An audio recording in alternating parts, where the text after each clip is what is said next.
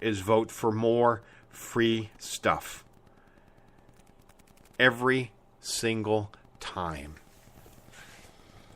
Right now, I believe the number is over 50% of Americans that are on the government teat.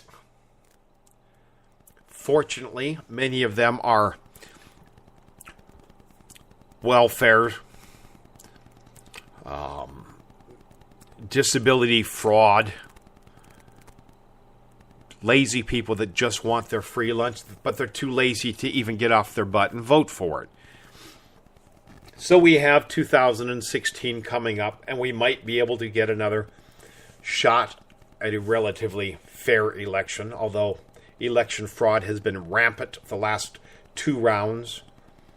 And if you don't believe me, go to AmericaInRuin.com. Read all the different types of voter fraud that there is. Read all the different types, all the machines, all the ballot box stuffing, all the people that are riding around on buses, going from precinct to precinct, from state to state, voting over and over and over. Because the liberals, the Democrats, have voting periods now that go for months. 2 months of voting. How stupid is that? While we own the House and while we own the Senate, the very first order of business ought to be fixing the voter system. Wiping out every voter roll in America. There are so many criminals, so many dead people, so many people registered in multiple precincts. Cartoon characters. People signing up as their favorite baseball players, NFL players, basketball players. Some of these sports heroes are registered in dozens of precincts. Wipe out all voter rolls. If you want to vote, you'll register again with a voter ID, with an ID that's issued by a DMV in your state. Fingerprint, photograph, gotcha. Now we have a chance for a legitimate election. Next step, cut the voter period down from weeks and months. It's called Election Day for a reason. And granted, some people have to work and people have to juggle days. I'd even go for 2, maybe even 3 days. If you can't get to the voting booth in 3 days, you don't want to. The third step. They come out of the caves. They come down from the mountains in Afghanistan and Iraq. Many of them had never been able to vote before in their lives. Now they do. They come down from the hills, their caves. They present their voter ID.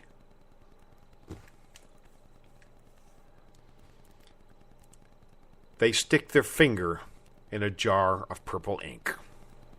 That ink is not coming off in 2 days' time. That person will not be voting again. And only after they get their thumbprint, their thumb inked, only then do they get to go and cast their vote. That is a fair election.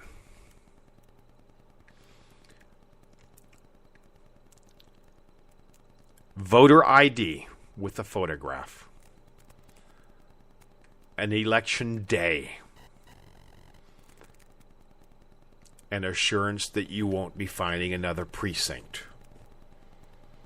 Add to that a 10-year mandatory criminal sentencing for anybody caught in any form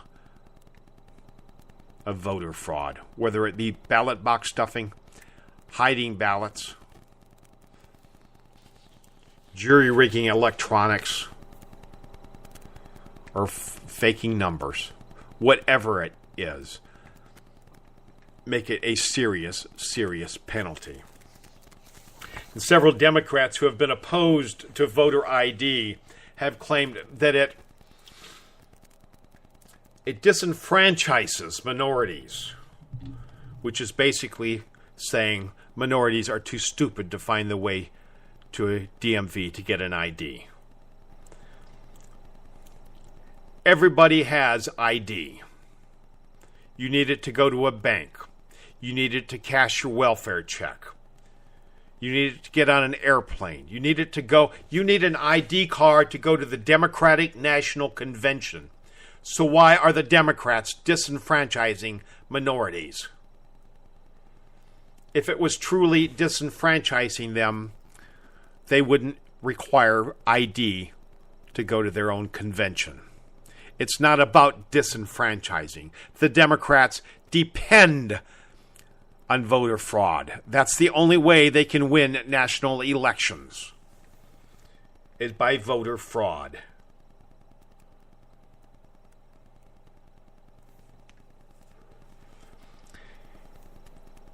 In districts where voter fraud where voter ID has been rolled out in recent years, minorities have actually been proven to come out in greater numbers than they had before. It's almost as if they're saying, why should I bother with so much voter fraud going on? But now that it's being monitored, now that it's at least somewhat honest, yeah, I'll vote. There has not been one instance where voter ID has been shown to disenfranchise minorities. Not one. What has been shown is not one county in the entire United States, not one county that had voter ID laws. Not a single county was won by Obama in 2008 or 2012. Not a single county could he win with voter ID. Now, is that a coincidence? Or was he really, truly dependent on voter fraud? You tell me. A county, a couple of counties, might be a coincidence. But he did not win a single county where people had to prove that they had a right to vote and that they could only vote one time.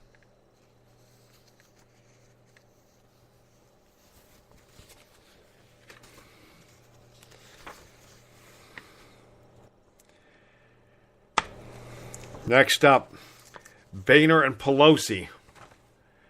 Boehner has just got to go. This guy, saw him nicknamed on the internet today. They calling him Boehner's, or calling him Barack's bitch. John Barack's bitch Boehner. He has struck a deal with Pelosi. And they're using the Netanyahu speech, where Netanyahu is standing up like a real leader, promising to defend and protect his country, shaming Obama for striking a deal, for trying to strike a deal with the enemy, with the very person that wants to wipe Israel off the map. And they're using the media storm over all of this to cover Obama, or Boehner joining Pelosi in an amnesty vote, trying to pass amnesty, even though the vast majority of Americans, even the vast majority of legal immigrants, is against immigration.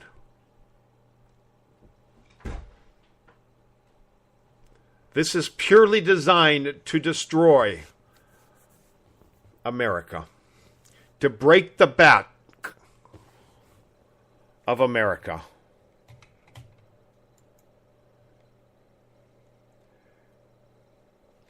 And Boehner's joining in. Folks, I'm going to take a quick break. I got word that we may have lost audio here. I will be right back. And this is not an AM station, so we're not going to go to music, folks. You're going to get dead air for just a couple of minutes. And I will be right back, folks. Please stick around.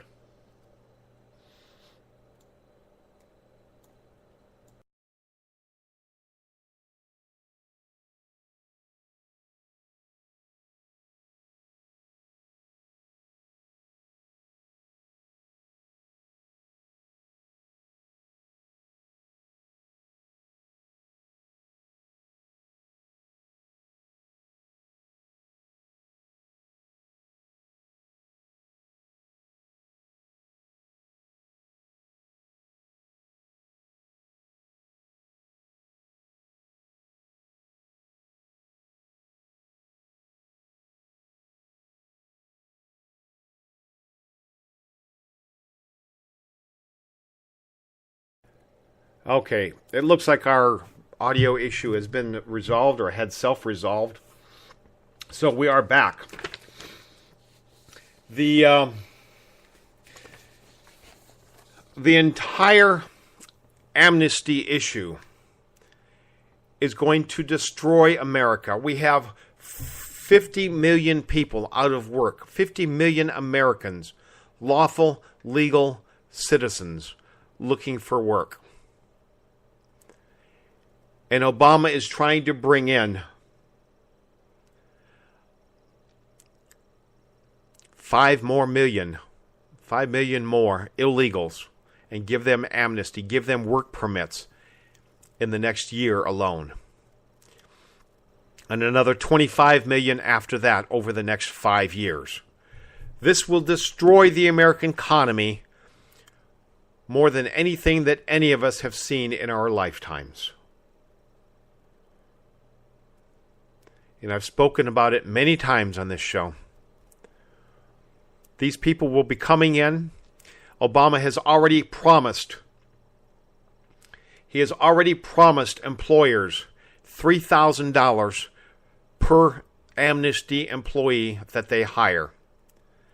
So if an employer decides to hire 5 more people, he can either hire you and your family and your friends, or he can hire these illegals that Obama has smuggled into the country under an illegal amnesty plan, unilaterally, even after Congress turned it down. And the employer will get $3,000 a year for all 5. That's a $15,000 a year tax break. Who do you think they're going to hire? You? At some point on the economic scale, at some point they'll have to hire Americans because skilled workers demand a higher wage. But if they're looking for somebody, for a gardener, if they're looking for somebody in a fast food place, in the kitchen of a restaurant, any number of low-paying, low-skilled jobs will now go to these people. They have for years. But oftentimes companies weren't hiring them for the simple fact that it was illegal. That they had to pay taxes, that they had to show them on the books. And while this may work for construction companies and some other companies, many companies wouldn't do it.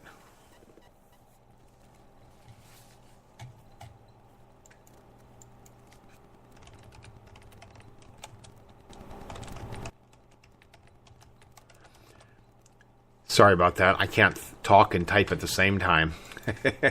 Answering a chat room question. That'll be edited in post. Anyway, but now these companies are getting a free pass. They can put these illegal employees on their books. They can pay their taxes and get the tax break. In fact, they have to pay the taxes if they want to get the tax break. but now they're not risking their own